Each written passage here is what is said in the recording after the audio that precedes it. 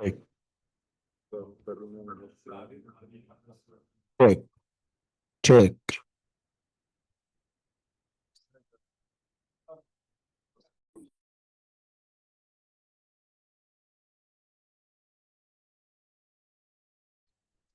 Check. Test.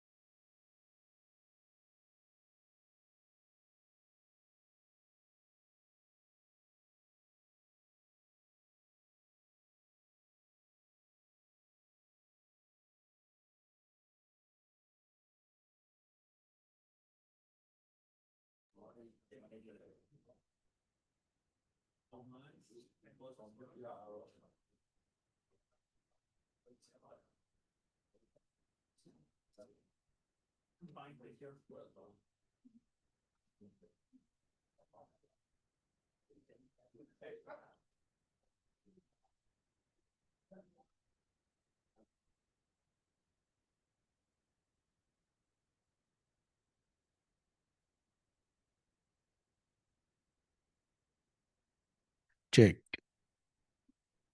Check. Test. Check.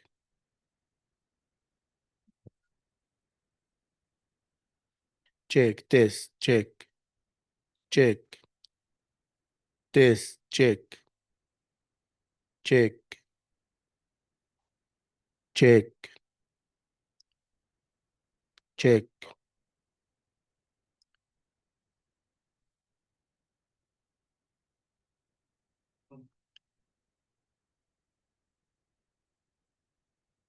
السلام عليكم، صباح الخير، أسعد الله صباحكم جميعا.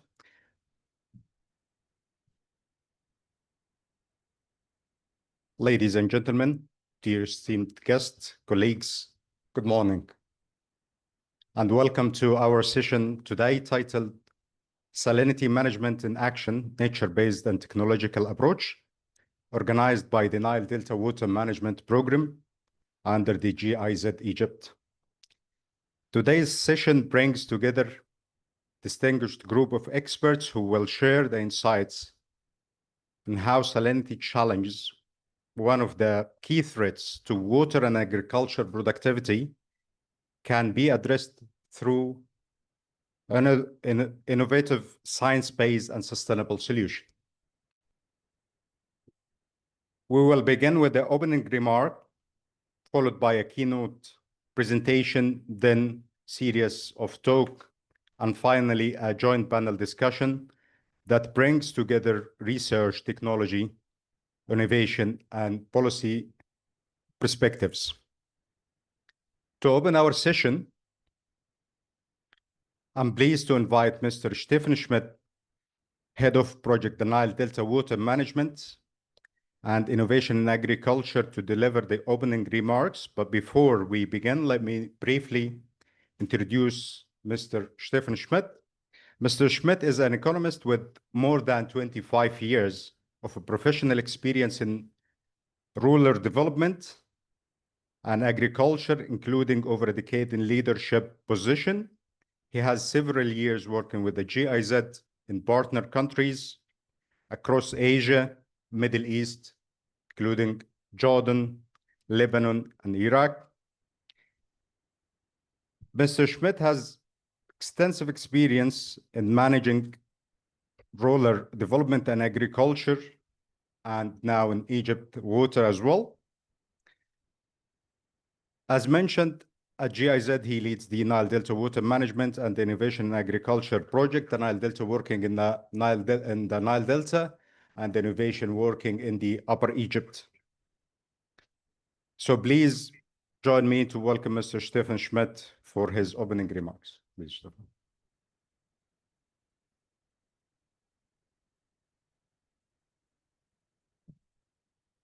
A very good morning, distinguished guests, colleagues, and partners. On behalf of GIZ and the Nile Delta Water Management Program, I'm pleased to warmly welcome you to this joint international technical session at the Cairo Water Week 2025 with the title of Salinity Management in Action. The Cairo Water Week highlights the urgency of sustainable water and land management. In this session, we focus on one of Egypt's most pressing agriculture challenges, which is salinity. Soil salinity is not only an environmental issue, it's a development and livelihood issue. In the Nile Delta, 1/3 of the agricultural land is already salt effective, threatened agriculture productivity, farmers' income, and food security. The impacts are compounded by inefficient irrigation and drainage application, sea level rise, and more impacts of climate change in the near future. The Nile Delta Water Management Program is part of the German-Egypt Development Cooperation. It's implemented by GIZ in cooperation with the Egyptian government. In the agriculture component, we are working closely with the Ministry of Agriculture and Land Reclamation in cooperation with the Ministry of Water Resources and Irrigation. And we are aiming to enhance the resilience and sustainability of water and land use system in Egypt with focus on the Nile Delta. There is also good chances to be complemented with another component co-funded by the government of the Netherlands in the tackling the reuse of drainage water and also using using brackish groundwater for agriculture. Salinity management is central to our activities, which are improving water efficiency and reducing losses in salt-affected areas, promoting modern irrigation system and digital water monitoring tools, and also empowering smallholder farmers to adopt sustainable, smart agriculture practices. Today's session brings together researchers, policymakers, private sector innovators, and development partners to exchange practical and scalable solutions. We will explore both nature-based and technology-based approaches, from soil and water management innovations to saline-tolerant crops and digital tools. This session is a cooperation by GIZ, the Agriculture Research Council of the Ministry of Agriculture, Wageningen University, the Embassy of the Netherlands, and private sector partners like Warsaw. I'd like to thank all our speakers and panelists for their valuable contributions and all participants for engaging in this important dialogue.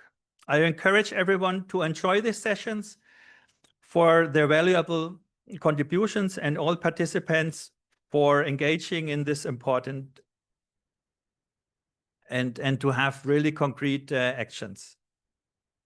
Let us work together to turn knowledge into practice, ensuring that Egypt's and soil and farmers can thrive despite challenges of salinity. So I wish all really good discussions and a good harvest from these sessions. Thank you very much.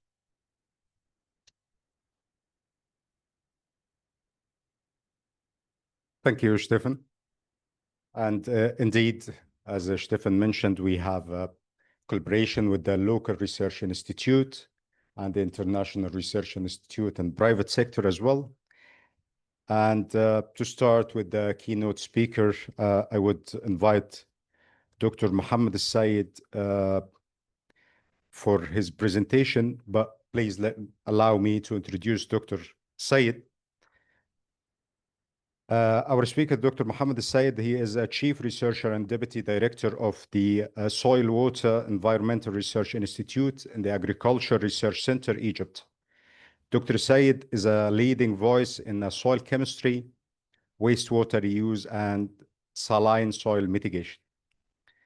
Dr. Sayed obtained or has his PhD in chemistry from Egypt's Sohag University.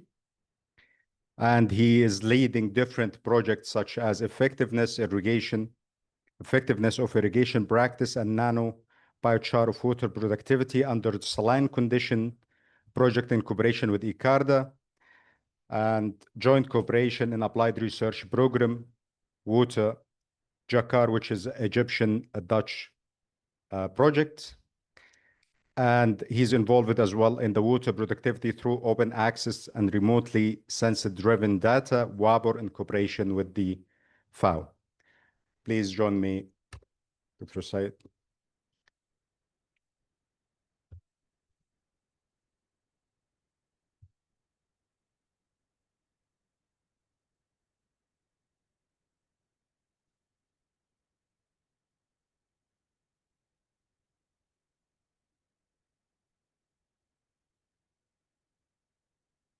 Good morning, everybody. Thank you for GIZ for inviting me to join you today and to introduce a presentation related to the soil salinity. Before I started, I need to mention something that maybe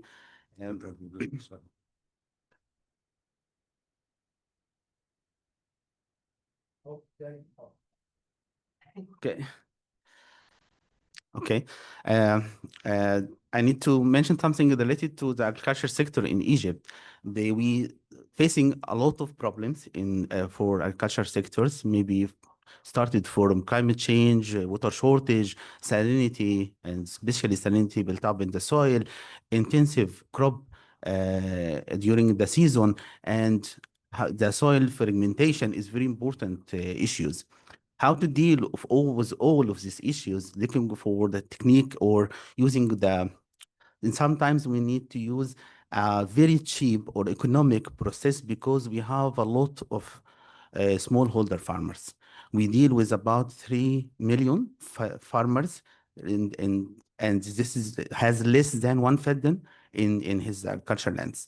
We need to deal with these farmers in the beginning, and we're looking for cheapest and economics process during to adapt with, for example, for climate change or for the salinity as an impact of climate change in sometimes.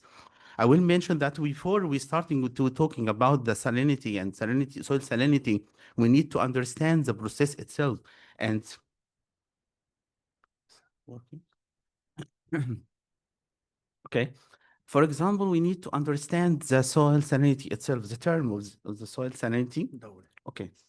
And the term of the soil salinity and how the impact of the soil salinity surrounding soil salt around the root zone and the effect this on the productivity by limitation of water uptake, nutrients uptake, and as well the behavior of the root system.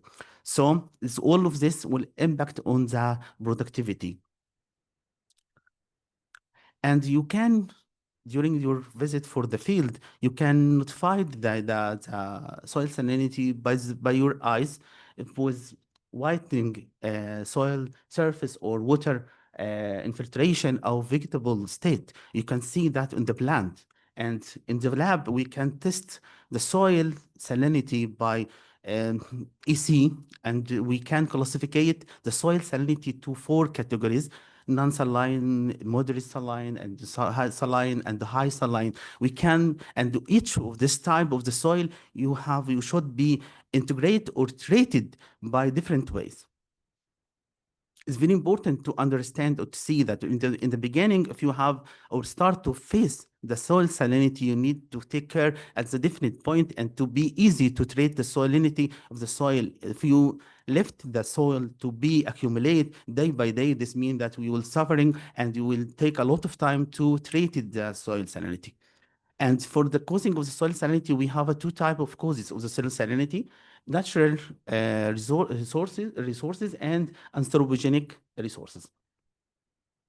For natural resources, in the beginning of formation, the soil, we have a rock degradation, and during this by weathering, this means that more minerals will be start to dissolve with water and they start to accumulate in the soil. And the second type of nature resources that climate change. We have 2 types of climate change of the soil and climate change on the water. For the soil, if we have we will see that the 2 main impacts of the changing of the climate change in the change, increasing the temperature, for example, and this will causing, I don't know if this have any, no, okay. For example, by increasing temperature, we have the different categories of different impacts. Okay. I'm so sorry. For example, okay. For example, that by increasing the temperature, that means we'll be increasing the organic matter decomposition and increasing the chemical reaction rate, and this will reduce the soil organic matter in the soil and will start to impact on the soil health in this regard. As well, in changing the rainfall precipitation by increasing the rainfall in some area, it will be causing soil erosion. And in the dry area, we can do moving the soil from place to place by the wind in the dry soil. It will affect as well in the soil organic matter. If you're looking for climate change on the water as well, we're thinking for increasing the temperature, we'll see the sea level rise and seawater intrusion, especially for Egypt in the north of Delta. I will see you that something is related to this study before, after that. And all of this, even if we have more rainfall, this means that we can having a flooding, and this will impact on the soil salinity as well, increasing the soil salinity. I try to move more faster because my friend told me that it will be. Okay, this is, I will mention here, this is a small study carried by Sweri and the FAO. It done in 2021 to study the impact of seawater intrusion. And after the study, all of this area, we have a good evidence that all of this area affected by the seawater intrusion.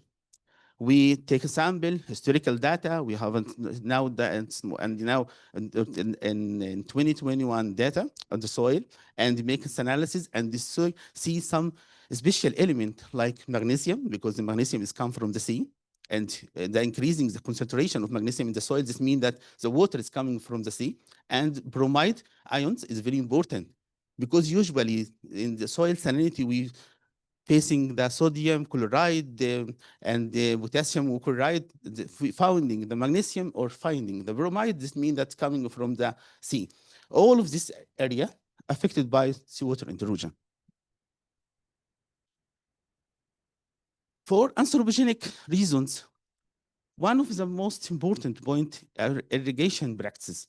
If using low quality water like saline groundwater, brackish water, and using the drainage water in the same time, it will impact on the salinity of the soil by water evaporation, and the soil will start to be surrounding the root. And this will impact on the biological, chemical, and physical parts of soil. And at the end, we lost the soil health. And if using more extensive water, during the surface irrigation and something like that, and under the law or less drainage system is very important. We will be suffering from the salinity of not have a very good drainage system. And if you use unsuitable type of water for irrigation system, like using drip irrigation in wrong place, or using sprinkler irrigation in wrong space or in area, I mean. And if we're using the surface irrigation in wrong space, this means we're increasing the soil salinity. We need to be more careful to be with implementation or to establish the irrigation system in different areas. For example, if we start to apply drip irrigation in heavy clay soil, may be affected by salinity built up in the soil as well. And one of thank you. I will mention something related.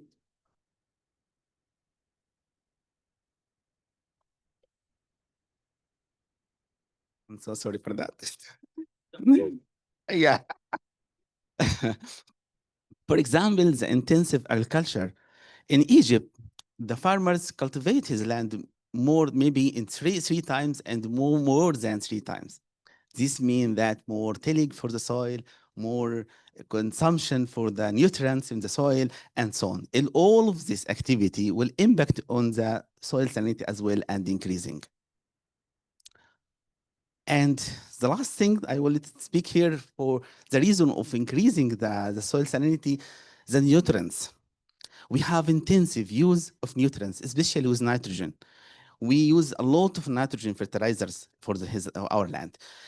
The farmers in his mentality, he means that if we add more nitrogen, this means that more plant, more crop production. And he looking for the green side of plant. It's very difficult. According to the FAO report in 2017, with the balance between the nutrients in soil should be 6:3 to 1 NPK. But in Egypt, 36, less than 3, less than 1. How to try to establish or to moving to be more equilibrium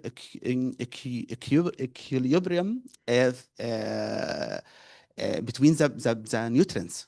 We need to be in the 6-3-1, and in 2022 we after Robert was found as well, we'll find that the NPK start to be 16 to less than 3, less than 1.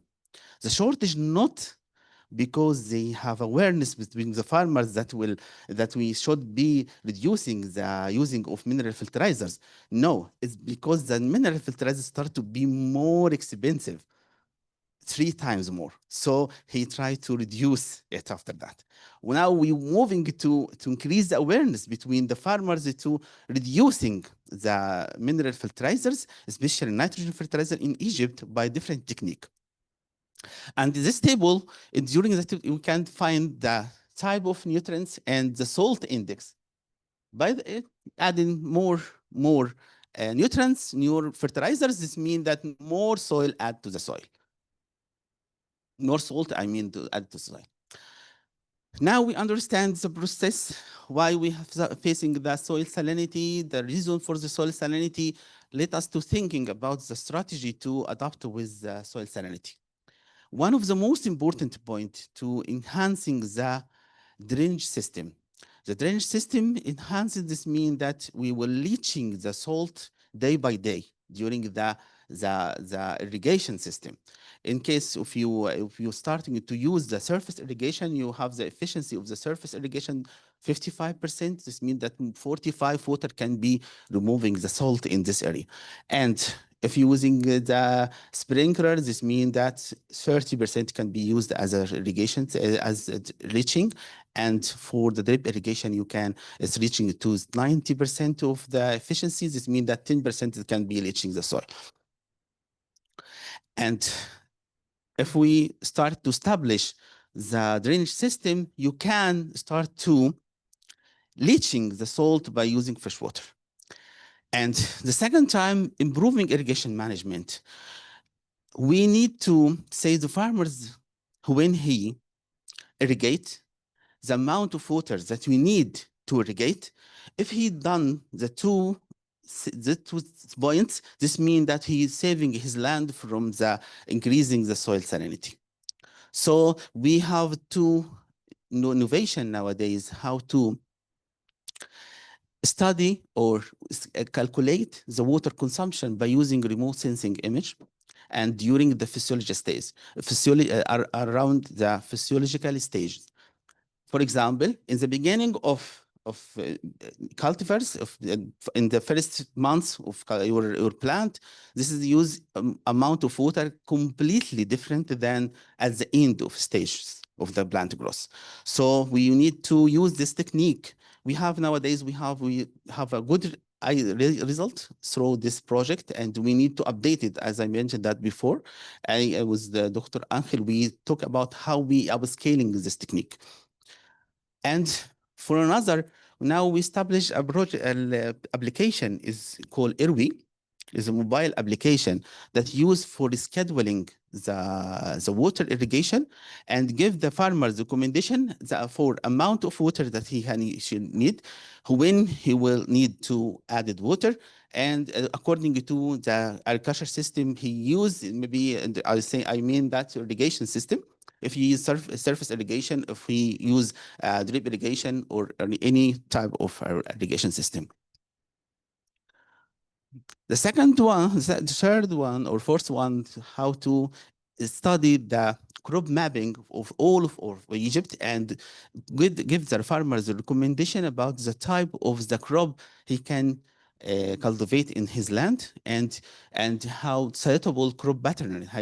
We have nowadays we have a crop map all around Egypt, and he know he will moving to study or stay buy the crop from stores with different type of cultivars, and he can apply the salt tolerance crops in his land if he is suffering from the salinity.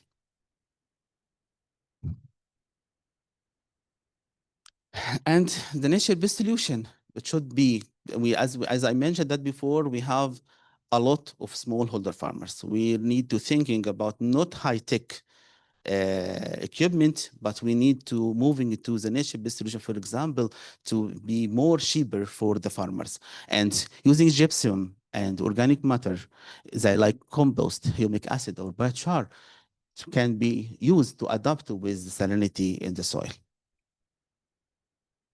And nowadays we push the farmers to apply this system in integrate the using of natural fertilizers, biofertilizers, and organic fertilizers to reducing the soil reducing the use of mineral fertilizers. This means that less than salt than add to the soil.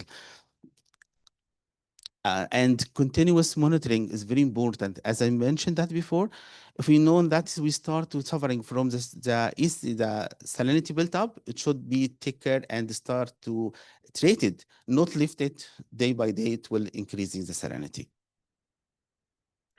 And I will mention that I will work in that soil. This is one of our activities in Sweri is the soil fertility map.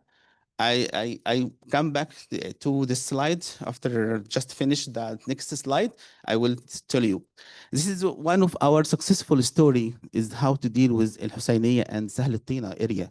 But we have high increasing the soil salinity there. We're using leaching requirement and organic matter to reduce the salinity there. And now we have a good productivity in this area. And the farmers have gained a lot of money related to increasing the productivity in this. Excuse me, can okay, I will come back to this. This is soil health. This map done by Sweri is for all of the soil in Egypt. We now study the soil fertility and put it as application. And this the main objective of this soil fertility map. We have digital information for all the soil in Egypt.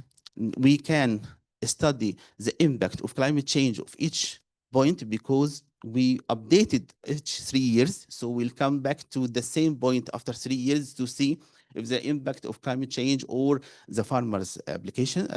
And the third one, to rationalizing using mineral fertilizers depend in the concentration of nutrients in the soil. Okay. Okay.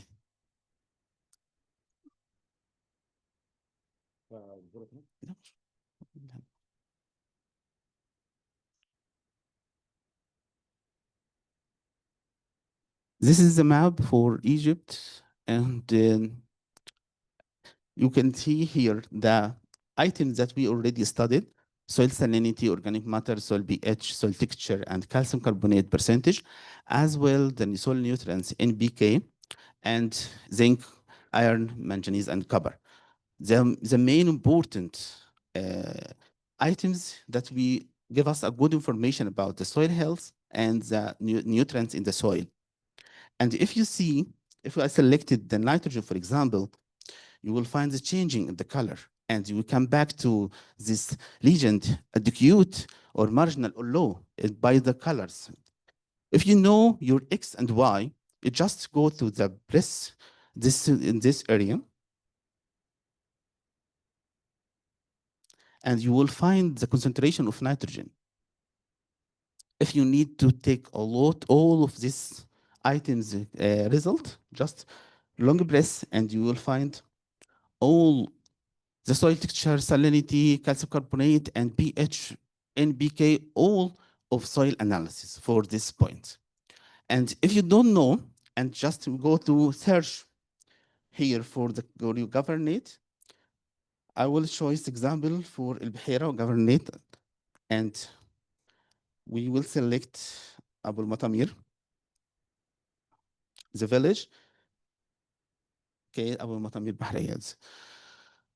Now, this is my place, and just go to any of this area that I need, and I will find all of chemical and physical properties for this. And during the N, for example, concentration, if the concentration of N is adequate, we can save about 20% of mineral filterizers in this area. If we marginal, we can save about 10. And if we low, it should be at all of mineral filterizers that you need. I mean that recommended dose of the mineral filterizers. So I can use this. And now we have 2 experiments reducing the using of mineral filterizers, one in the Miat governorate and one in El Buhaira.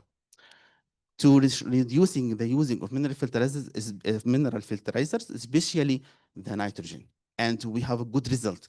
By rationalizing using the mineral filterizers, we have addition in the crop production because we reach to the balance that I mentioned that before. And if we moving into the balance, this means that soil health is very good, and all of this chemical, physical, and biological parts become very nice. Thank you. I'm sorry for taking a lot of time, but I need to summarizing. I move forward and very fast, as I promised my friend. Thank you.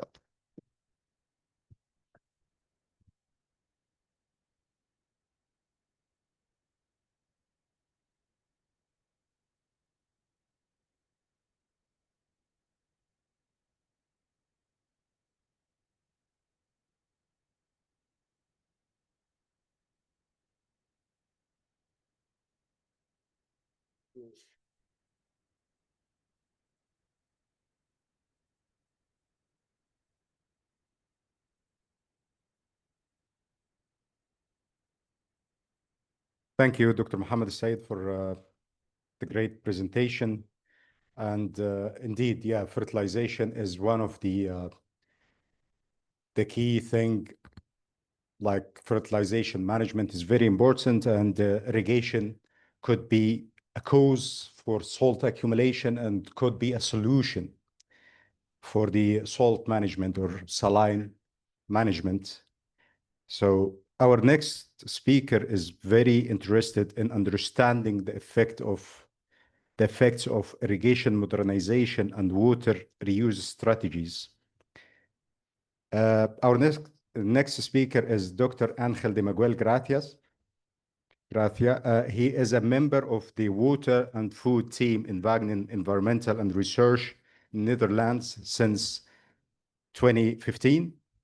Dr. de Miguel holds a degree in environmental science and a master's in hydrology and water resources from Spain.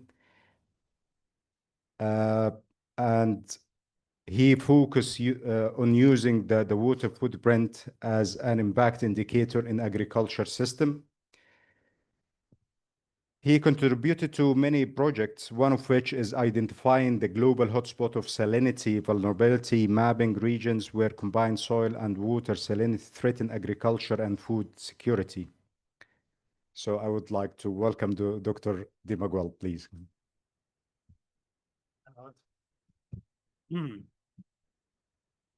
Thanks, everyone. Thanks, GIZ, for inviting me to be here today. And I see many faces that I already know, but also new ones. So, well, let's see. I hope not to be too boring. I'm gonna dig very much into details from an ongoing collaboration that we have it actually with Sweden, Kafral-Sek. And the results that I'm presenting today, they are really warm because actually some of them, they were just collected a week ago. So they are really coming from the kitchen. So thanks also, Mohammed, because you already provide a good overview of salinity. What can save me a lot of time now in not explaining it, so no need to go in details into this, but also he also put the basis for some of the things that I want to let you know. So of course, there are big drivers and challenges on salinization globally and in Egypt. The challenge, the drivers are well known and also the challenge.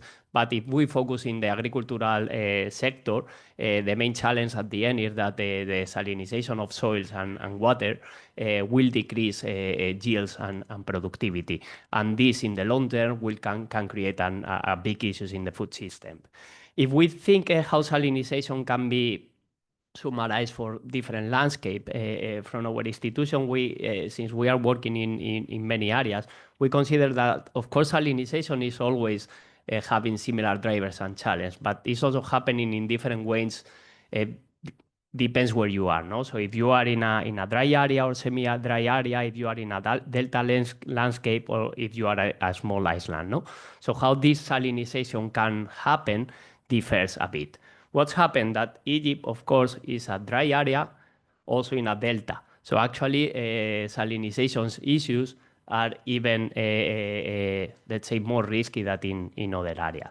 This map that I saw there of salinity is quite old. It's from the 80s, but actually probably is still similar to the current situation. And I hope in the near future, Sweden will have a super update map for the whole delta with the salinity. No? So I will change that one for one much more colorful from Sweden.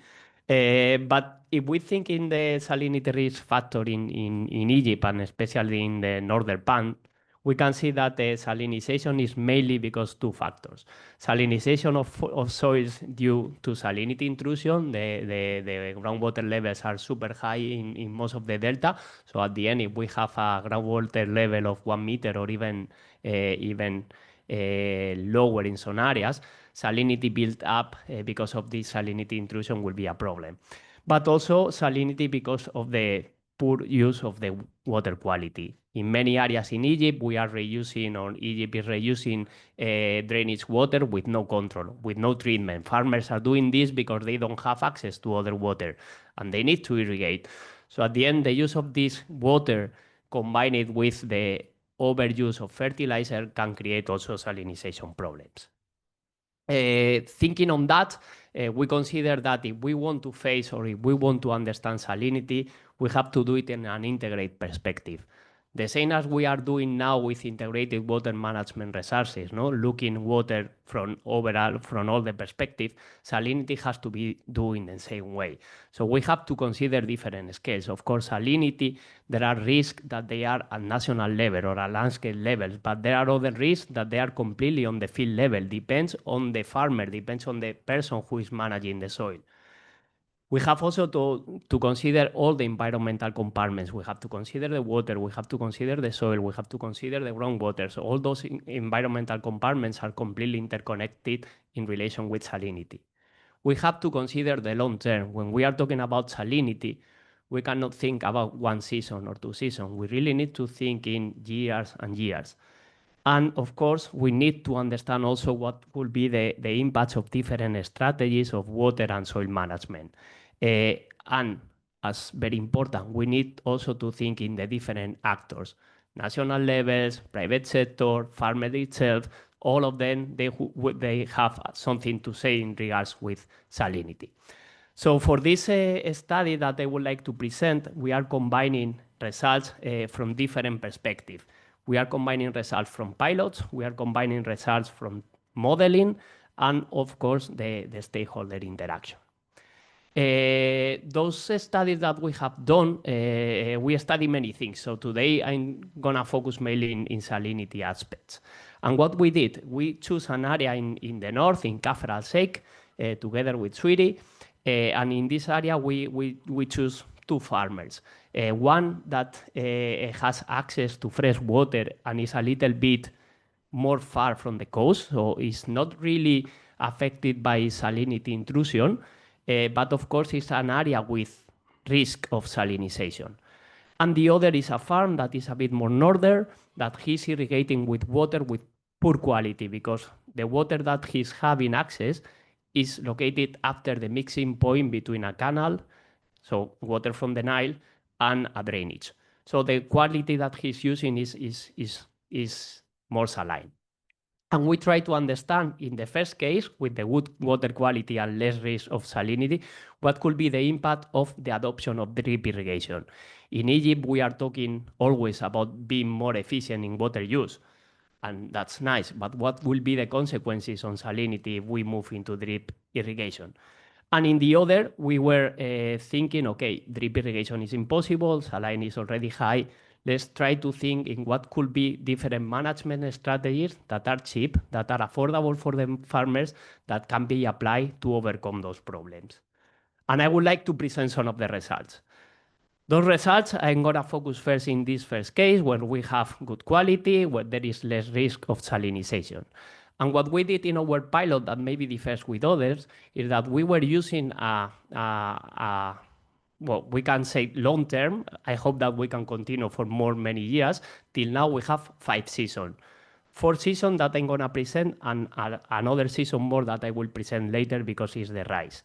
So in 4 seasons, one after the other, what we see is that, of course, drip irrigation is performing much better than flat irrigation in terms of water saving. Actually, I also would like to mention that the crops that we are using for this experiment and the crops that were selected by the farmers, and as you can see, are not typical crops that are using for drip irrigation. So we were irrigating with drip, maize, wheat, watermelon, and sugar beet. Usually drip irrigation is used for vegetable or trees. So what we can see is that in all the crops in the 4 seasons that we have large water saving, meaning that between 20, almost 25% less water was applied to those crops with drip irrigation. And even applying less water, we have a clearly increase of yields, going between 20% to 10% more yields than in flat irrigation. That's super nice. Drip irrigation, that was we were expecting, is performing better than flat irrigation. We also make a business case. Okay, what's happened? That is positive from a business case perspective, make interest for the farmers to invest in this drip irrigation, and we calculate the net farmer income for flat and drip irrigation. And what we can see is that also for the 4 seasons, and here we already have the cost of drip, because that's an important investment to put the drippers. So the annual cost of drip is already included in here. And we can see that in all the cases, the farmers, because of this increase in yield, also because there are some reduction in inputs as fertilizer, is having a positive return factor when drip irrigation is installed. And we can see that between 15 to 14%, depending on the crops and the season, you can get more return factor. But what is the problem? We are more efficient in water use application. We apply less water, meaning that we are not able to remove the salts from the soil. So what we see in the 4 seasons that we already have it, S0 is the baseline, so the initial situation. If we compare flat irrigation and drip irrigation, with flat irrigation, where we are over-irrigating, the salinity levels in the soil are more or less constant. In drip irrigation, what we can see is that salinity levels are going up. We still are below a threshold that is not risky. We actually didn't see any effects of yield, but if we continue like this for 10, 20, 30, 40 years, for sure we will have issues. So what we have to do, okay, doesn't mean that you cannot use drip irrigation. No, that means that the farmer has to manage this drip irrigation on a different way to make sure that salinity goes down. We try to understand why this happened also with modeling. We applied a model, SWOP, that make a water balance in the soil to understand why this is different in yields and salinity. And what we see in the model is what we see in the reality. Drip irrigation provides less water, but drip irrigation has a higher evapotranspiration. What actually could be not very logical. We apply less water, but we transpire more. Yeah, because we are doing this more effective. So at the end, the yield of a crop is completely related with the transpiration of this crop. But what's happened? But because of this transpiration and because there is less water applied, the accumulation of salts is clearly happening in the soil. We don't need the model only for do this, but the point is why this is also happening. The good thing of models is that models can make things that we cannot measure very well in the field. So what we see is that drainage, that actually is the driver to remove the salts from the soil. In flat irrigation, you see those brown. I put it because those are a water balance. It's complex. I don't want to enter in this. But what you see there as drainage, in flat irrigation, there is drainage in every season, while in drip irrigation, there is hardly any drainage. If we look this from the crop stress point of view, we can see also that in flat irrigation, there is crop stress, and also in drip irrigation. But the crop stress on flat irrigation is because this flooding condition. There is too much water than the crops cannot have the oxygen required for make the transpiration. And that's why there is less yield on flat irrigation. But moving a bit further, the good thing of model is that we can forecast. We can do it in long term, not only 1 year, not only 5 seasons that we do in the field, we can go to 20 years. And what we see in 20 years is that happen the same. In flat irrigation, we always have drainage. In drip irrigation, we have hardly any drainage. And that's why we are having this salinity accumulation. So what we try? Let's try to start and check some strategies to cope with this salinity. We have drip, we know that we are applying less water, but what's happened if we put a strategy during land preparation to apply more water in drip? So we try to flush the salt at the beginning of each season.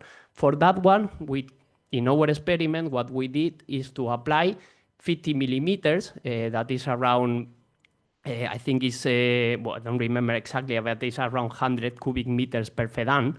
We apply this during land preparation before starting the season, trying to remove the salts. And what we can see is that we did this for 2 seasons. We managed to reduce the salinity by 4%.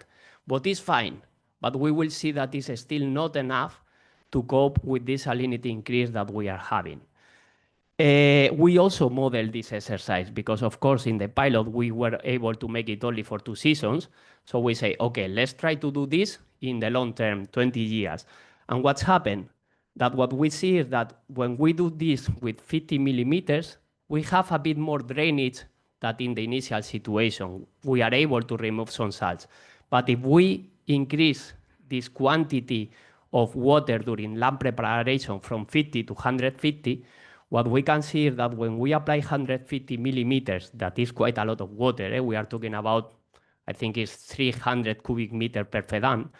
When we apply this water in land preparation, we get much more drainage, meaning that we are able to remove better the salts.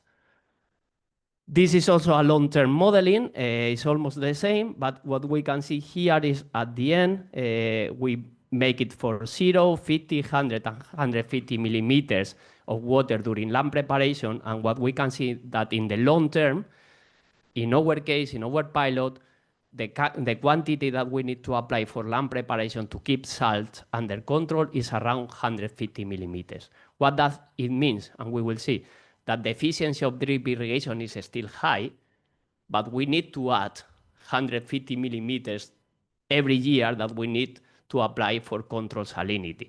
Meaning that if in theory the efficiency of drip irrigation is 90%, probably will decrease to 70%. What is still good because we have higher yields, we have less fertilizer, but we have to consider this.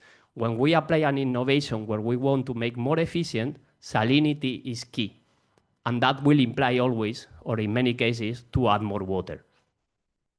We also make this exercise thinking in what will happen if we want to apply drip irrigation in many places in the Delta and for other crops. So doing this exercise, what we see is that for different crops and in different locations, the leaching requirements during land preparation can go from 50 to even 200 millimeters extra that you need to apply on top of the water that you will use with drip irrigation. As I said, still drip irrigation more efficiency than flat, but you need to consider that quite some water will be added or will be required as a salinity management strategy. But there are other strategies, and this we tested, and this is the data that we just get it. What if we put, after our several seasons, a crop which requires a lot of water? So you apply a lot of water, but you also have something. And there we try with the rice. What's happened if after several seasons you put a rice?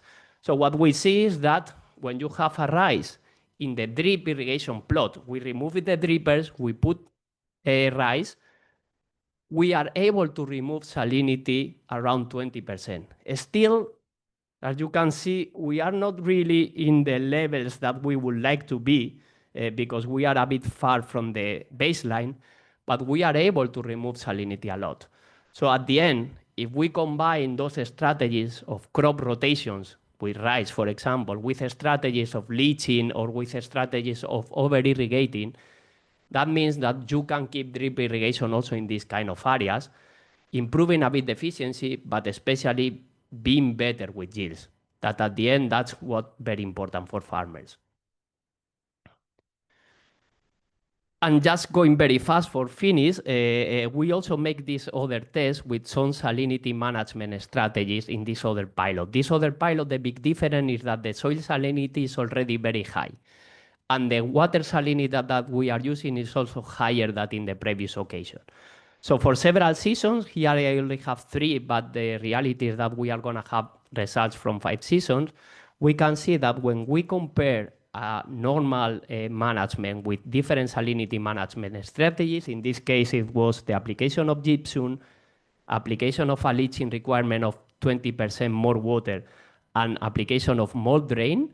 In this case, it's not with drip, it's only with flat irrigation, but applying those low, let's say, cheap technologies for keeping salinity. What we can see is that after several seasons, salinity in the soil goes down. So we are improving the soil conditions applying those technologies. But the problem of those technologies, they reduce the salinity, they increase the yields. And what we can see, and this is typical from the books, but we can see also in the reality, is because there is a clear straight line that connects soil salinity and yields. So if we are able to reduce soil salinity with those strategies or other strategies, farmers will be able to get better yields. And there on the right is a bit complex, the graphs, but you see that there is a clear straight line between this soil salinity at the end of the season and the yields that farmer can get. Just for finalizing, of course, all these results are sharing after each season with the farmers to understand if they will be willing to do it. Because, of course, we are doing only with few farmers in a controlled more or less situation, although it's under real condition, but we want to understand if they are willing to do this or not. Of course, farmers, when they see the yields, when they compare, for example, the crop of maize from drip or from a salinity management plot with the other, they want to do it because they see that there are really positive effects for them. How we can do this? We consider also that the way to give this message to the farmers has to be through the extension services. I mean, you cannot go farmer by farmer and convince them. You need to use the extension services to give this message. And to who give also this message? There also we learn in our exercise in Kafr al-Sheikh that one of the key, let's say, farmers association to connect with will be the water user association. Those are the entry point, and the extension service can be the driver of your message. So just summarizing, we consider that, yeah, drip irrigation has many positive impacts on yield, positive business case, increase of water use efficiency, but if you don't manage salinity properly, you are done in few years. So you really need to over-apply water to make sure that salinity keeps under control. And in salinity management strategy, we have the same. They are cheap, they are easy to apply, they can increase crop yields, they can have a positive business case. But all those salinity management strategies that we are using, they always came to the same. They also need more water. So the reality is that right now, the way to keep salinity under control is putting a bit more water. So we have to consider this in the national plans, we have to consider this in our thinking, because at the end, sometimes we want to think in the perfect situation of saving water, but this could go in the wrong direction. As an action point, I only put those ones. make salinity a planning requirement in water management. In Egypt, we cannot think about water without thinking in salinity. It's key. Consider the effects of irrigation modernization strategies in the salt balance. If we are proposing drip irrigation, it's okay, but we need to think that salinity management has to be also there. Strength, drainage, and reuse governance is super important. We are talking a lot, and I think the next panelist will talk about technology on treatment. It's super important to think what's happening in those drainage, because if we move into drainage, if we move into salinity, there will be less drainage water available, or this drainage will be much more saline. Something important to consider. Develop clear guidelines for farmers for salinity management practices, and of course, empower the rural advisory services so they can also cope with salinity and not only with farmer advice. Thanks a lot.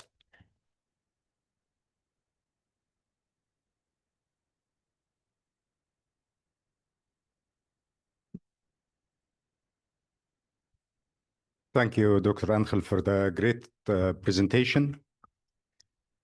And yeah, has been talking today about the soil salinity management and salt removal. For the next, it's more related about the saline water. And we're given a space for the innovation, private sector, industry, and we're just given a chance to link the industry with the research. So my next speaker is Salam Nokta. She is a social entrepreneur and a strategist with over a decade of experience in business innovation and social impact. She holds a master in strategy and innovation from Maastricht University and is the founder of Warsha Consultant, which has supported more than 200 ventures in development, sustainable business models, and accessing finance. Salam leads Warsha Water Innovation Works in Egypt, focusing on transformative desalination technology that addresses water scarcity and salinity challenges in drinking and agriculture water. She has been recognized by Enterprise for Peace, featured in Forbes and WAMDA. She delivered different TEDx talks. She also collaborates with the UN Women, UNFPA, and UNESCO Environment. So please join me welcoming Salam Nokta.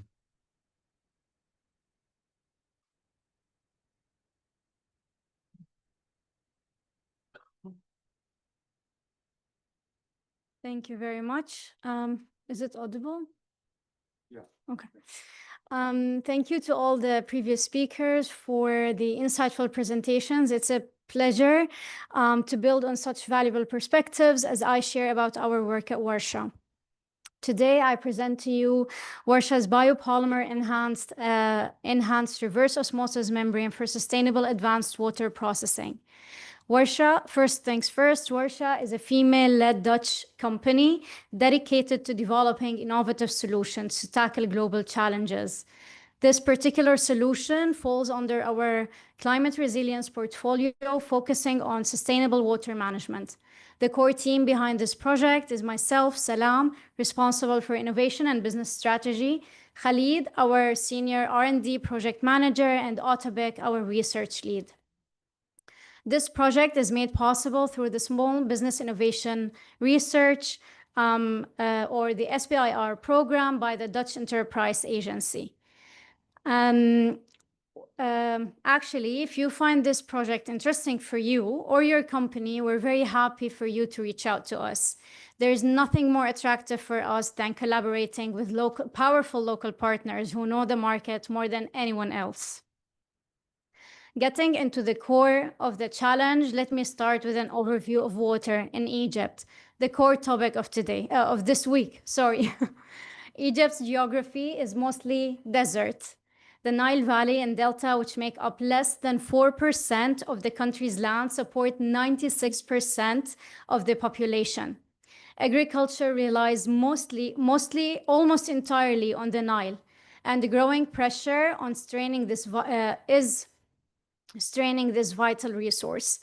rapid population growth, land salination, untreated wastewater in canals are reducing water quality and impacting public health, especially in rural areas. And since 2022, per capita water availability fell under 500 cubic meters, already placing Egypt under the UN's poverty line. This makes water security one of the country's most urgent challenges. The visual on your right, to your right, you can see the acute vulnerability of Egypt's Nile Delta to rising sea levels and soil salination. The delta supports over 40% of Egypt's population and produces 1/3 of its food. Yet, it's among the most threatened low-elevation coastal zones in the world. And even a half-meter rise in sea level could wipe out up to 19% of arable land, putting food security, rural livelihoods, and social stability at serious risk. With the current water solutions, unfortunately, the world cannot guarantee long-term water security, and this is where new approaches are highly needed. And that's why our innovation focuses on improving the efficiency and sustainability or reverse osmosis, or RO, desalination. By using a renewable plant-based material, we're enhancing membrane performance, reducing operational costs, and lowering the environmental footprint, offering a truly sustainable path forward for Egypt's water future. RO is still the leading technology in desalination worldwide. However, its long-term sustainability is hindered by three main issues. First, clogging of the membrane or fouling. Second, chlorine degradation. And third, high energy demand driven by the transmembrane pressure. In Egypt, these challenges are amplified by the local water conditions. For example, warm temperature, high salinity, and inadequate pretreatment, as the previous colleagues mentioned. Together, these factors could double the failure rate of RO units, leading to avoidable losses of up to 30 or even 40% of the total costs. And to give you a clearer picture, conventional RO membranes are designed to live for 5 years. Based on our market research in Egypt, they're replaced every 18 months, 1 year and a half. And sometimes we can get an extension of 6 months if they're treated with chemical cleaning. This means that an RO unit owner ends up paying three times the cost compared to an RO operator elsewhere in the world. On top of that, energy demand is a major burden. It can account for up to 40% of total operating expenses annually. As membranes age and pressure drops increases, energy consumption rises, driving costs up even faster. This makes conventional RO an increasingly inefficient solution for large-scale desalination, not just in Egypt, but worldwide. On the other hand, Egypt produces 4.7 million tons of sugarcane bagasse every year.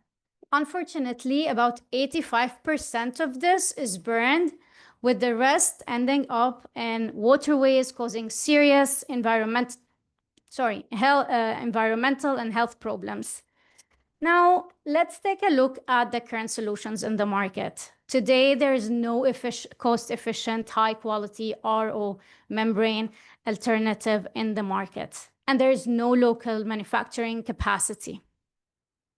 Almost all membranes are imported, mostly from the GCC region, and the market is segmented really in 3 categories. We have the high-end products. They're expensive. They're highly dominant in the market. We have the low-end products. They're quite cheap, but they're also low quality. This leaves the user or the buyer in the long run much worse off. And then we have the category in between. They come at an average price, But like any other RO membrane, they struggle with the high energy demand or energy inefficiencies. This is where Warsha comes in. We are advancing RO industry with a bio-based coating for membranes, and this innovation enhances performance by up to 35%, resulting in membranes that are first more durable, more sustainable, and actually more energy efficient compared to conventional options. To make our impact clearer, I broke it down to you in 3 blocks. First one, we're valorizing bio-based resources for our raw materials. Our coating material is commonly found in both hardwood and softwood feedstock. However, Warsha pioneered the use of sugarcane bagasse as a novel source. Our studies show that its qualities actually outperform the commercially available material. And since sugarcane bagasse is an agriculture byproduct, it's low cost and sustainable. On the performance side, our bio-coated membranes achieve remarkable results with 90% improvement in heavy metal removal, especially for leads, which the EPA warns and sets a very strict zero tolerance for due to its irreversible neurohealth complications. Salt rejection is improved by 1%, and I know it sounds very small, but this result will be significant with RO plants that has several membranes. The coating protects the membrane from chlorine degradation, and this does not only extend the lifespan of the membrane, but also enhances the water taste. Who wants to drink water that tastes like chlorine? No one, right? The biggest economic benefits are seen in operational performance. The coated membrane reduces clogging by 81%, which directly extends the lifespan of the membrane by 5.3 times longer than conventional ones. And energy consumption is reduced by 22%, translating into unprecedented savings up to $1.85 million per average sized RO plant. These results have been meticulously validated through feasibility studies conducted by experts from Nile University, NOAA Scientific, and our team to ensure highest reliability. Now, my experience working on this project has really deepened my belief in sustainability and in the power of innovation to create shared value. At Warsha, we strive to create wins for everyone in the value chain. And when we look at the full life cycle of our product, we see a clear opportunity. Transforming the vast amount of sugarcane bagasse produced every year into something valuable by applying it to RO membranes and making them perform better. With the 35% overall improvement, users experience higher salt rejection, better heavy metal removal, and far less fouling, which means fewer chemical cleanings. The impact is tangible. Membranes are replaced less frequently, and it can drop by nearly 2 full cycles over 5 years, and energy bills finally shrink. In the bigger picture, this means more efficiency, lower cost, far less plastic waste, paving the way for cleaner, more sustainable water resources. Although this is my, I will skip the technical details, and although this is my favorite part, customers and early adopters, I will go through it very quickly. If you're interested in using our product and you're still wondering, okay, how does it work? Think of our enhanced RO membranes like better capsules for your Nespresso machine. Regardless of the machine, as long as the capsule fits, you just plug and play. Similarly, our coating does not require any physical modification to existing RO units. With a nano-thick layer of our bio-based material, it's highly adaptable while delivering superior performance. It works for businesses, it works for the government, it works for also NGOs in the room. we're actually providing you with an opportunity to create more impact with less resources, where you can allow access to clean water for more communities without the concern of replacement shortly after installation. In fact, we're very thrilled to share with you that we've been in discussion with Life from Water NGO in Egypt to advance our tests and pilot within the next 2 years. And with a market size of more than 0.27 billion euros, we see not just a strong business case, but a real opportunity to scale impact where it's most needed. With this, it's almost the end of my presentation. If you're interested, please don't hesitate to reach out to us via our LinkedIn, personally to my email, or simply grab me during the conference. Thank you very much.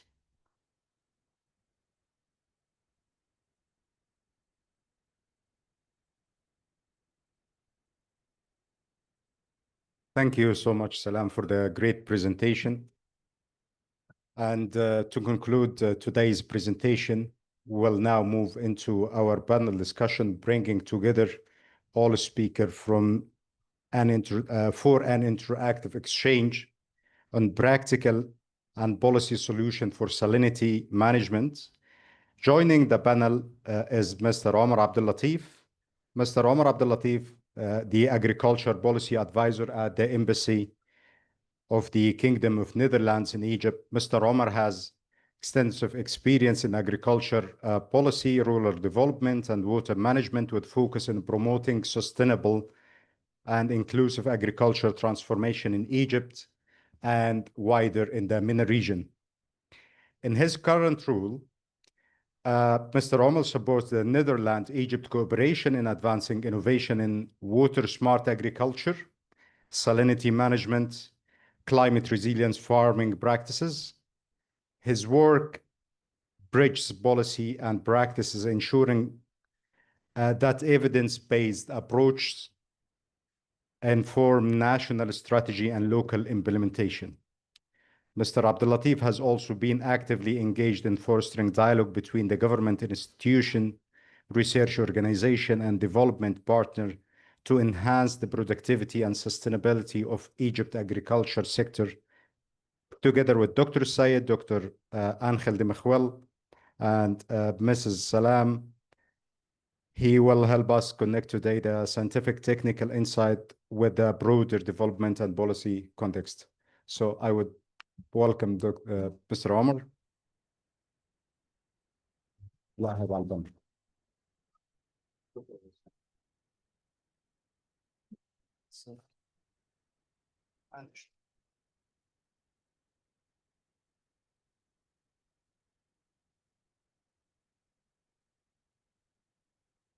So, firstly,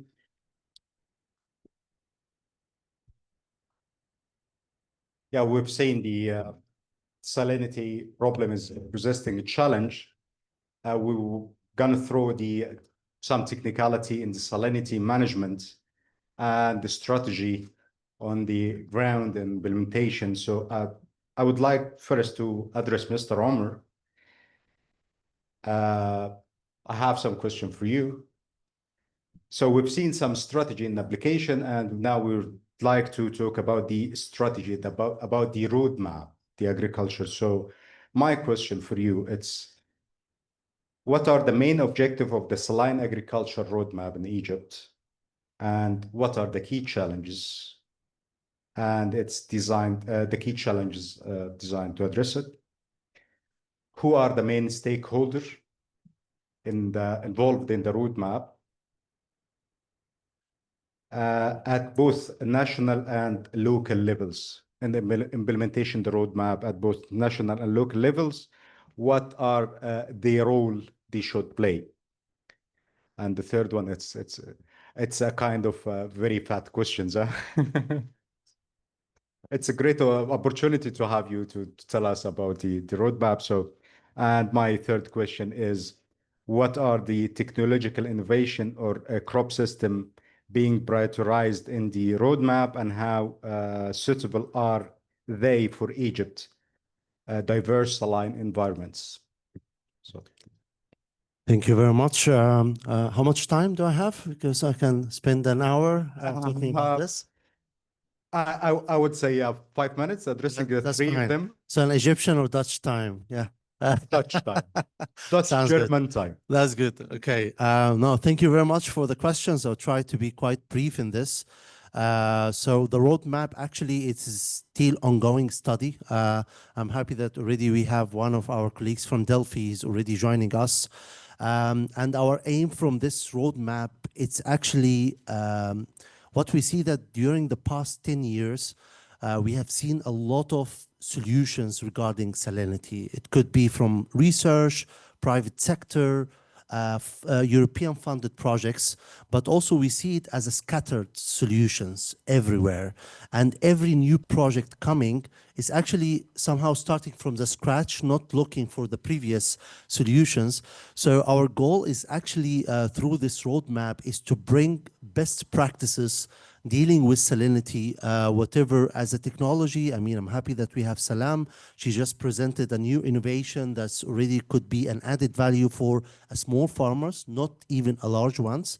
Because what we see now is this roadmap can bring all the scattered solutions together as a best practices, but also we see a big gap in a policy level.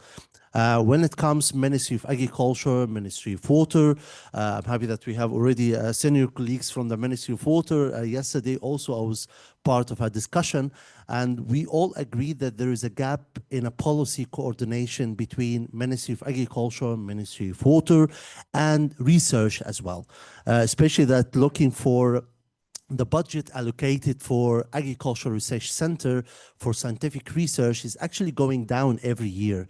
So if we need to look for solutions from a research based, it requires coordination with all public entities. So Ministry of Agriculture, Ministry of Water, Agricultural Research Center, and the most important player from my perspective is private sector. Private sector have an important role in finance, but bridge this gap, like looking for a solution, for example, that Rexwan, it's a Dutch seed company, and seeds is an important player in when we have a high resilient seeds that can help to mitigate salinity. I mean, 2 days ago, we went for a study tour for like a tour around different farms. And what we have seen that there are some farms where the water and the salinity is exceeding 3,000 ppm, but also they look for varieties that could be more salt tolerant in this. So it's the challenge of salinity. It's not one, we cannot say that one solution can solve this. It's a system problem. That's why coordination from a policy level is an important part, but also coordinating with private sector that has a big finance agenda, have a lot of R&D. We have seen actually that in many of the large agricultural private sector, they have a lot of R&D budget, and they are willing to finance, but also going for forecast, like how much time they can use the underground water for the upcoming 10 years or 15 years, what could be the best practices. But also the roadmap, we need to also look for the trade-off. The trade-off of expansion of national projects here in Egypt.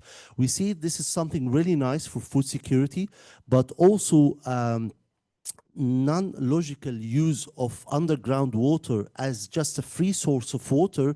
This has a trade-off and side effect in all projects happening around us. That's why it's very important when we bring research, government, and also national projects. We went to a Future of Egypt 2 days ago. It's quite a mega project, relying a lot on underground water, but then we need to also look for the trade-off regarding expansion, like the trade-off in if you are going to use underground water in a long term without thinking that this can actually have a trade-off in salinity, can create a big challenges, then we have to just stand and just talk together, because coordination and relying on scientific evidence, as Angel already mentioned in his presentation, he showed us that there are a lot of improvement. Bringing, we cannot say that drip irrigation is the only solution for salinity here in Egypt or agriculture. It requires drip irrigation, it requires different kind of seeds, and we as Netherlands, we are also very good in producing high quality seed varieties that could be salt tolerant.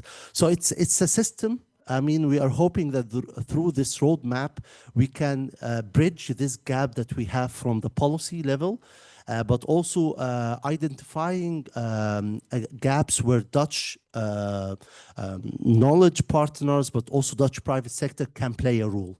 And just to reflect on something that 4 years ago, we had an impact cluster, a project, it's called Desalt Impact Cluster. It has actually 5 Dutch companies that they were testing different models, especially in Seacom and different in Kafr Sheikh, to see what would be the ideal system that you can test new varieties for salt tolerance, but also identifying, as Angel mentioned, the crop rotation, the system, because by doing this system management, you can reduce the impact of salinity as much as we can. But also looking for the upcoming 10 years, if we will go with the same steps as using underground water, salinity will be a big burden. Nowadays, it's a challenge, but I think in 10 years, if we continue in the same practices without changing our mindset, the way we grow agriculture using water, this can create a big problems. And I think through this roadmap, we are just trying to bridge the policy, ministry level, but also private sector, bring them in the loop. And we believe that private sector is a catalyst and a big driver that can push for more research and apply solutions on the ground. And this can help to bring us together on what would be, because if you try to bring the whole government and agree in a roadmap that this can support agricultural development, agricultural expansion, and bring research and private sector, this can help to bridge the gap and scale up innovation, innovative solutions in a very short time, rather than just facing a lot of bureaucracy in even adopting innovation to try to adopt it in the ground. So it's quite a complex process, but we are hoping that in the next 3 months, we will have the final results in this roadmap, and hopefully in next year, hopefully inshallah, in Cairo Water Week next year, we would be happy to also show solutions, unifying agenda, and this could be a great start. Thank you. Thank you so much. And I'll move starting from your highlights and focus in the role of the private sector. And here I would address Salam. It's from your point of view as entrepreneur and the private sector, what are the challenges of mobilizing the international and local private sector in mainstreaming new technology for salinity management? What's your experience? How can we work together? Is it working? Yeah. Okay, good. It's not just about salinity startups, right? From the point of view of an entrepreneur who really tries to find innovative solutions for different global challenges, there are 2 issues, and I'll specify as a female entrepreneur as well. The first one is more general. There is always a gap between the international sector and the local market. Internationals think they have the best solution, but then they just want to copy paste to the local market, regardless of what the local market really needs. I thought that we have the best solution. We wanted to address agriculture, but then when I started to investigate more, speak to farmers, speak to RO users, I realized that there is much more to the problem than just an inefficient RO system or an RO membrane. I realized that there are use cases, there are the price range, and so on and so forth. So what I found really useful was really speaking to as many other entrepreneurs as I could, and it was hard to find them. So LinkedIn was my resource, and then I mobilized my social network. It would be really magnificent if we can find a way to link companies, private sector abroad with local innovators, because they know the best. That's one. And then I will narrow down to female entrepreneurship. We're probably bored of listening to this, the lack of female entrepreneurs, the inequality, but it's still an issue. It's not resolved yet, although we're bored of it. When I was working, and it's hard to realize, huh? When I was working in the water sector, I was just speaking to anyone who came across my way. Looking for in LinkedIn, and then people recommending me someone else and someone else. And then I wanted to write an article. I wanted to interview experts and publish it on LinkedIn. And I realized that I put down the name of 2 experts, male experts. As a female advocate, I realized, oops, I missed something. I'm going to interview 2 males, and then I'm going to publish that, and I'm doing injustice because then I don't have the equal voices represented. And then I started to look for females. As a female, I did not notice that everyone I talked to was actually a male. And that was really, really hard. I started looking specifically, reaching out via WhatsApp, calls, everyone I knew. Hey, do you know a female expert? And then finally, I got to 1. Literally 1. That was really hard, very disappointing. Egypt has too many female experts, very smart, very capable, powerful. Not just in Egypt, in the Middle East, and the world. But we often disregard it.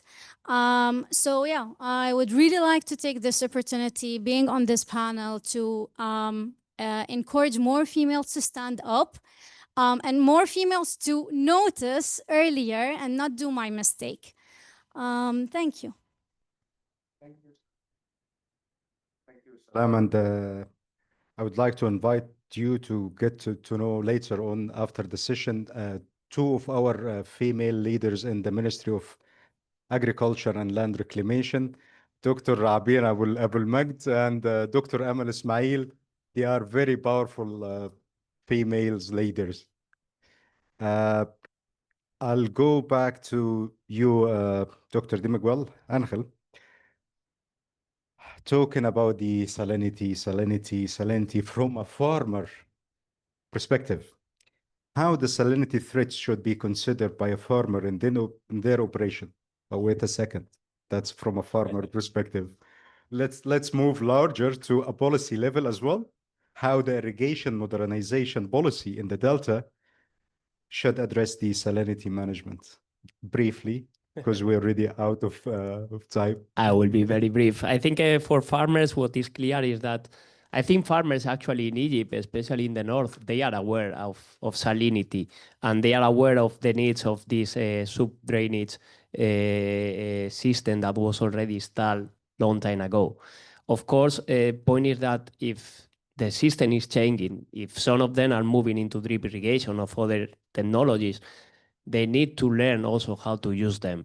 So it's not only about applying less water, but it's also about managing the salinity that they have it. And I think for that one, what they mainly need is support and advice for a strong rural advisory services, support and advice from the ministry and the government, and from companies in how to deal with it. I think the awareness is there. What is very important is that they realize and they learning how to make it better. And from a government point of view, I think Omar already talked about this roadmap. I think as researchers, this roadmap is important, because at the end you cannot tackle one issue as salinity from a point of view. You cannot solve this with technology. You cannot solve this with purely management, farm management. You have to consider everything in order to tackle with this. And I think what is important is also to consider that any policy that you implement, for example, the irrigation modernization, will have consequences on this. So if you want to have irrigation modernization and later you want to have a reuse policy, they are completely interconnected because you are going to affect the drainage quantity and the quality of those drainage. So all of this has to be connected and has to be considered in clear roadmaps. Thank you, Angel. Really appreciate it. And again, speaking of the roadmaps, and I would like to address Dr. Mohammed Sayed. As Mr. Omar mentioned, we have solution on the ground everywhere. However, they are scattered. They are not aggregated together. So my question to you, what are the challenging of aggregating or scaling up at the local level from the point of ARC or SWERI point of view?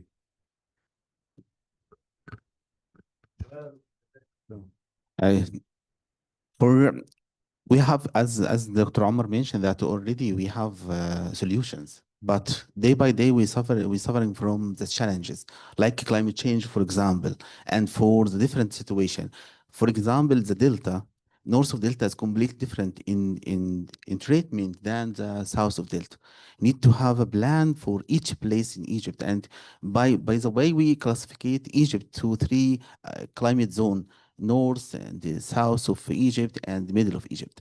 And during this, we noted that a lot of things done completely different in the north of Egypt than the south of Egypt.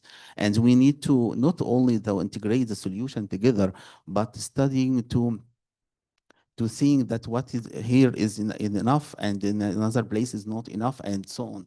The research and development working in this issue to dissolve that, we getting a plan for dissolve the problem in the north of Delta, then in the south of Delta, for example, and on all of Egypt, and we will be facing the problem.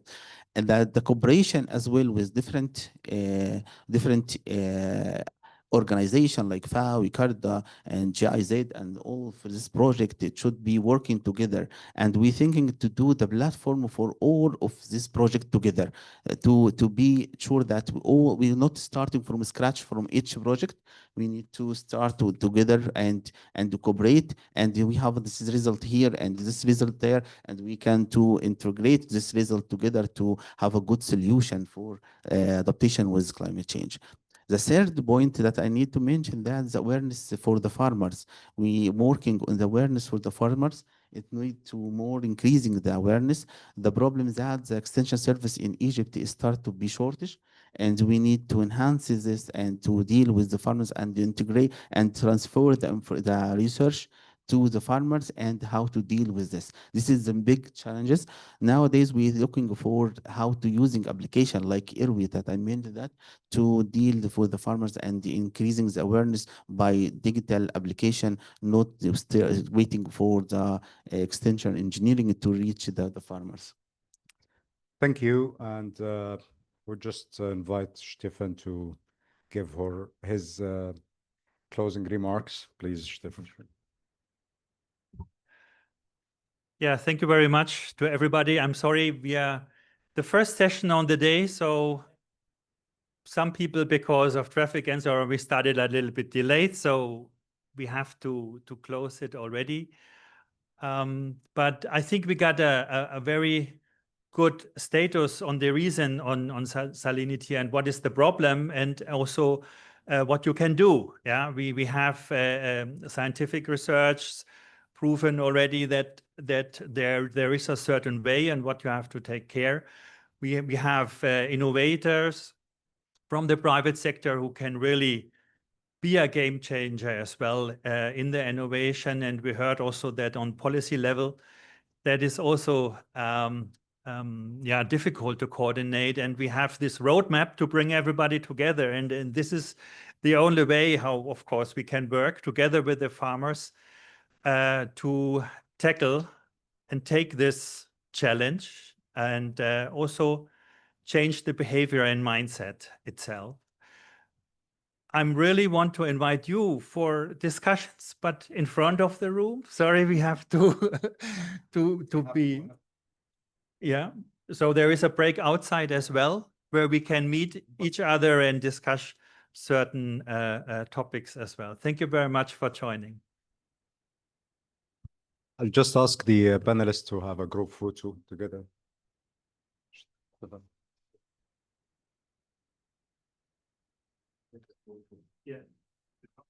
Dr. Rashad, Burkhardt. Join us. ليه؟ لا we can speak now. Or don't we put, yeah, will be one is sit off? We can go there. Consider Yeah, What maybe can- you speak a lot yesterday. You speak a lot yesterday. We spoke a lot yesterday.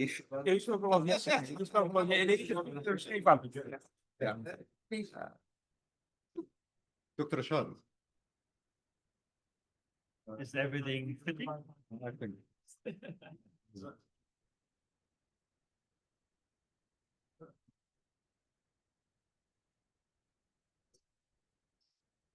Good. Thank you. Appreciate it. Thank you. Email address. I finally, yes, I got a face to an email. Yes. Yeah, I know. Good to meet you. You missed my presentation and the answer presentation. Should come to you. Yes. The beginning presentation and the answer of the You mentioned a lot about the current project. Good.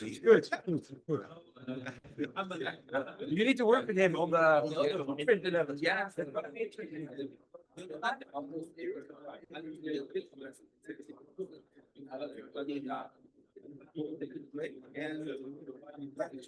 So, well, many times, we like maybe take out what it needs to be.